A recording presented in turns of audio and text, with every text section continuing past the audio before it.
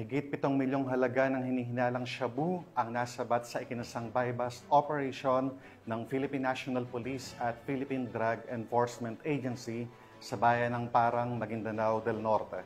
2 sospek ang naaresto sa operasyon at kasalukuyang nasa kustudiyan ng pulisya habang nahaharap sa kasong paglabag sa Comprehensive Dangerous Drug Act of 2002. Patrolman Judy Ann Alibo, ibalita mo. Sabat ang 7 million pesos halaga ng shabu mula sa 2 naarestong sospek sa isinagawang drug buy-bust operation ng PNP at PDEA BARM sa Barangay Making, Parang, Maguindanao del Norte. Ito lamang 11 ng Agosto taong kasalukuyan. Kinilala ni Police Brigadier General Jason C. D. Guzman, Regional Director ng Police Regional Office Bangsamoro Autonomous Region, ang mga sospek na si alias Kin at alias Ali, na pawang residente ng Matalam, North Cotabato.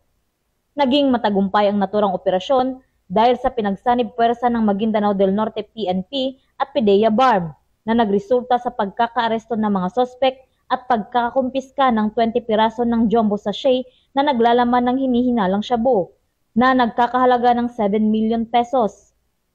Mahaharap sa kasong paglabag sa Republic Act 9165 o ang Comprehensive Dangerous Drugs Act of 2002 ang mga sospek.